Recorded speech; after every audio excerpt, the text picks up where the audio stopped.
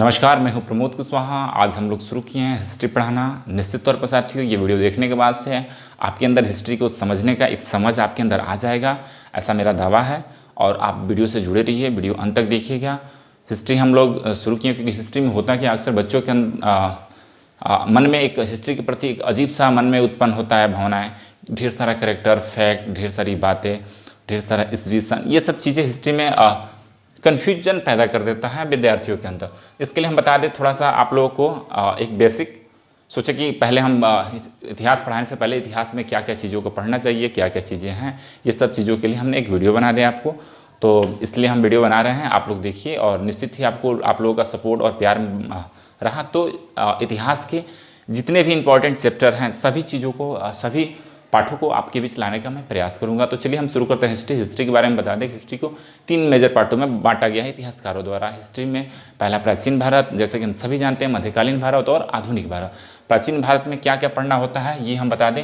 प्राचीन भारत में भारतीय इतिहास के स्रोत क्या क्या है, जिसमें पुरातात्विक स्रोत, साहित्यिक स्रोत और विदेशी यात्रियों का विवरण, ये सब चीज़ हम पुरातात्विक स्रोत में पढ़ेंगे। दूसरा चीज़ हम पढ़ते हैं पछाड़ युग। ठीक है, पछाड़ युग पत्थरों के युग में कैसे मानव बर्बर पूर्वक रहता था और कैसे उसके अंदर आग का, पहिए का, ये सब चीज़ों का जो प्रयोग हम लोगों ने किया, ये सब पछाड़ युग में पढ़ेंगे क्योंकि लंबा सा हीरा हो जाता है। उसके बाद से ताम्र पछाड़ युग, इसे तांबे का युग बोलते हैं। जैसे ही ताम्र पछाड़ काल जब आता है और मनुष्य जो होता है वो तांबे के साथ साथ स्टील का प्रयोग करने लगता है और कांस्य का निर्माण करता है। और उसके बाद से हम लोग हड़प्पा सिविलाइजेशन में आ जाते हैं। हड़प्पा सभ्यता जो होता है 1500 ईसा पूर्व से लेकर 1750 ईसा पूर्व तक इतिहासकारों द्वारा माना गया है कि ये हड़प्पा सिविलाइजेशन, इसमें लोथल, मोहनजोदड़ो और इस तरह से तमाम वो इम्पॉर्टेंट जगह है जो इतिहासकारों द्वारा खोजा गया है। ये सब चीज़ें हम यहाँ पर पढ़ेंगे, उनसे क्या क्या मिला, ये सब चीज़ें। उसके बाद से वैदिक सभ्यता के बारे में पढ़ेंगे। वैदिक सभ्यता 1500 ईसा पूर्व में हमारे यहाँ शुरू होता है। कैसे आर्य आते हैं, उनकी क्या क्या घटनाएँ हैं, खैबर दर्रा के द्वारा आते हैं और एक ग्रामीण जीवन के बारे में यहाँ पढ़ेंगे वैदिक सिविलाइजेशन में। वैदिक में और भी जो चीज़ें हैं, वहाँ की सभ्यता, संस्कृति, ये हम पढ़ेंगे वैदिक सभ्यता में। उसके बाद से अगला जो चैप्टर होता है वो 600 ईसा पूर्व में 16 महाजनपद।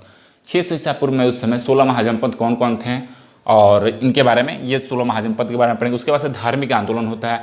उसी समय 2 धर्म, ऐसे तो 64 संप्रदाय पाया जाता था, लेकिन बौद्धिज्म और जैनिज्म प्रमुख रूप से, ये चीज़ हम पढ़ेंगे वर्धमान के बारे में और गौतम बुद्ध के बारे में। ये सब चीज़ हम, धार्मिक आंदोलन कैसे होता है 600 ईसा पूर्व में, 563 ईसा पूर्व में भगवान बुद्ध का जन्म होता है, ये सब चीज़ें हम पढ़ेंगे। आगे पढ़ते हैं, जानेंगे मगध का उत्कर्ष कैसे। अगला जो चैप्टर होता है इसमें, प्राचीन भारत में मगध का उत्कर्ष होता है। मगध साम्राज्य अपने आप में आता है, जिसमें कई वंश आते हैं, हर्यक वंश, शिशुनाग वंश, नंद वंश, मौर्य वंश, इस तरह से ये मगध का उत्कर्ष होता है। इसके बारे में पढ़ेंगे। उसके बाद से अगला जो चैप्टर होता है वो है प्राचीन भारत में विदेशी यात्रियों का आक्रमण। उसमें 526 ईसा पूर्व में कौन कौन आक्रमण आए, सिकंदर आया और भी बहुत तरह के लोग आए, इनके बारे में हम लोग पढ़ेंगे इसमें। अगला जो चैप्टर होता है मौर्यकाल।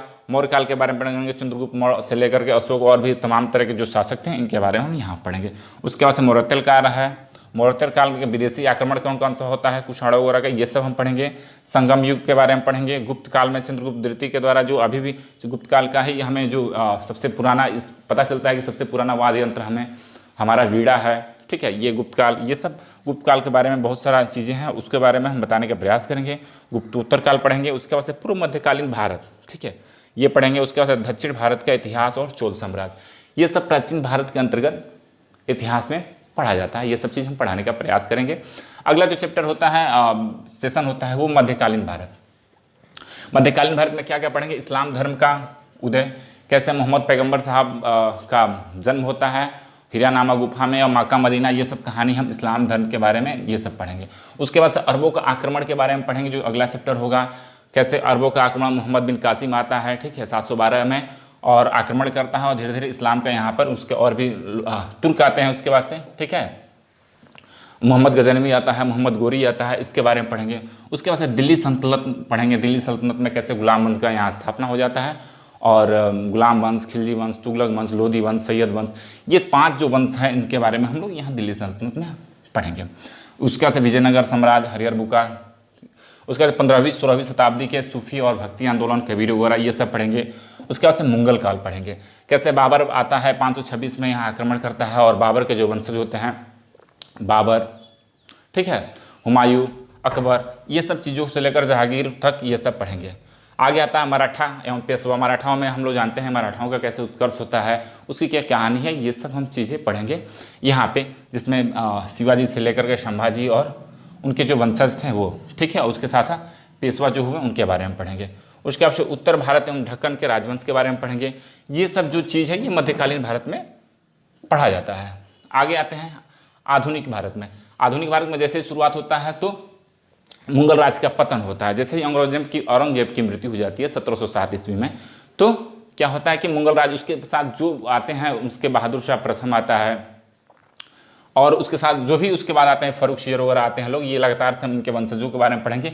और वो अयोग्य होते हैं, अक्सर हरम में रहते हैं, और जिसके कारण जो औरंगजेब ने 21 सूबे बना कर रखा था वो सूबे खुद को अलग करता है और अपने आप को स्वतंत्र होने लगते हैं। तो इस तरह से मुगल साम्राज्य का जो पतन है ये सब हम पढ़ेंगे। उसके बाद भारत में नवीन राज्यों का उदय होता है, क्योंकि मुगल जो होते हैं अयोग्य हो जाते हैं, इसलिए नवीन राज्यों का उदय होता है, जिसमें बंगाल का उदय हो जाता है, अवध का चिंगलीज खान द्वारा उधर किया जाता है, हैदराबाद, ये सब चीज़ें हैं, ये हम पढ़ेंगे तमाम। उसके बाद से भारत में यूरोपीय कंपनी का आगमन होता है। हम सभी जानते हैं कि पहला यूरोपीय कंपनी का जो वास्को डी गामा के बारे में हम जानते हैं, वास्को डी गामा कैसे आएगा, इसके बारे में यूरोपीय कंपनियों के बारे में, जैसे कि पुर्तगाली, डच, ब्रिटेनी, इंग्लैंड से जो आए थे, उसके बाद से डेनिश, फ्रांसीसी, इनके बारे में हम यूरोपीय कंपनियों के बारे में पढ़ेंगे। उसके बाद ईस्ट इंडिया कंपनी में पढ़ेंगे, ईस्ट इंडिया कंपनी कैसे आता है यहाँ पर, और बंगाल के नवाबों के बारे में पढ़ेंगे, ठीक है। मुर्शिद कुली खान से लेकर के कैसे प्लासी का युद्ध हो जाता है, बक्सर का युद्ध होता है, कैसे बंगाल पे नवाबों के बारे में पढ़ेंगे। उसके बाद 1857 की क्रांति होता है। 1857 की क्रांति का कई ठो कारण है, उसका क्या प्रभाव रहा, इन सब चीज़ों के बारे में 1857 की क्रांति के बारे में अक्सर इंपॉर्टेंट ये चैप्टर है, अक्सर हर परीक्षाओं में पूछा जाता है, तो ये चीज़ पढ़ेंगे। उसके बाद से भारतीय अर्थव्यवस्था में अंग्रेजों का प्रभाव, कैसे यहाँ का वाणिज्यिक व्यवसाय था, वाणिज्यिक अंग्रेजों द्वारा यहाँ के जो खेती था उसे वाणिज्यिक बनाए, कैसे यहाँ पर, जिस पर दादा भाई नौरोजी ने धन विगर्मन के सिद्धांत लिखे हैं, इसके बारे में ये पूरी व्यवस्थाएं का पढ़ेंगे, आर्थिक व्यवस्थाएं, ठीक है। उसके बाद भारत में शिक्षा का विकास, शिक्षा के विकास में अंग्रेजों ने क्या क्या किया, कितना दिया, कब कब क्या क्या स्कूल कॉलेज, ये सब चीज़ों के बारे में हमने इसमें पढ़ेंगे। उसके बाद समाचार पत्रों का विकास, उसके बाद धार्मिक एवं सामाजिक सुधार 19वीं सदी का, जैसे कि हम सभी जानते हैं कि धार्मिक एवं सामाजिक सुधार के बारे में पढ़ेंगे। राजा राम मोहन राय, दयाराम सरस्वती और विवेकानंद, ये लोग इसमें आएंगे। उसके बाद से भारत में किसान विद्रोह पढ़ेंगे और आंदोलन पढ़ेंगे, किसानों का विद्रोह पढ़ेंगे, जनजातियों का विद्रोह पढ़ेंगे, संथालों का विद्रोह, ये सब चीज़ें इसमें पढ़ेंगे। आगे होता है भारतीय राष्ट्रीय आंदोलन। भारतीय राष्ट्रीय आंदोलन के बारे में पढ़ेंगे, कैसे गांधी जी आते हैं और गांधी जी ने सविनय अवज्ञा से लेकर के भारत छोड़ो, असहयोग आंदोलन, तमाम तरह के आंदोलन जो होता है राष्ट्रीय आंदोलन, इसके बारे में पढ़ेंगे। उसके बाद से भारत का संवैधानिक विकास, कैसे भारत में ईस्ट इंडिया कंपनी के बाद से वहाँ की रानी का शासन यहाँ हो जाता है और रेगुलेटिंग एक्ट आता है 1773 से लेकर के भारत शासन अधिनियम 1935, उसकी एक पृष्ठभूमि पढ़ेंगे, क्यों जरूरत पड़ा भारतीय संविधान का विकास करने में, ठीक है। उसके बाद से गवर्नर जनरल और वायस राय, पहले गवर्नर हुआ करते थे और रेगुलेटिंग एक्ट 1773 के बाद से गवर्नर जनरल होने लगे, भारत शासन अधिनियम 1935 के बाद वायस राय होने लगे, ये सब तमाम चीज़ें पढ़ेंगे। उसके बाद से विविध पढ़ेंगे, इतिहास से जुड़ा हुआ कुछ इंपॉर्टेंट फैक्ट पढ़ेंगे। ये तमाम चीज़ें हैं जो इतिहास में हमें पढ़ना है और जानना है। निश्चित तौर पर साथियों ये वीडियो आप लोग देखिए, कमेंट करिए, और निश्चित तौर पर आप लोगों के सामने एक एक चैप्टर का लेक्चर लाने का प्रयास करूंगा, ताकि आपके अंदर एक इतिहास को समझने का एक समग्रता आपके अंदर विकसित हो। क्योंकि देखिए इतिहास पढ़ते समय हम लोग भी पढ़ते हैं, इतिहास तो अक्सर पढ़ते हैं, फैक्ट भूल जाते हैं, लेकिन उसके पढ़ने का कई ठो तरीका है। आप एक दूसरे से कोरिलेट करिए, विषयों को एक दूसरे से कोरिलेट करिए, मैपिंग के माध्यम से पढ़िए, चैन सिस्टम बना के पढ़िए, ग्राफ सिस्टम बना के पढ़िए। कुछ ऐसे करने से फैक्ट जो होता है वो आसानी से याद हो जाता है।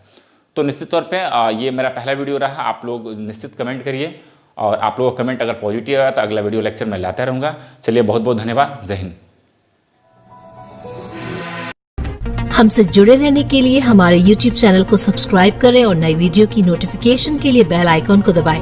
अगर आप ये वीडियो Facebook पर देख रहे हैं तो लाइक जरूर करें और ज्यादा से ज्यादा शेयर करें।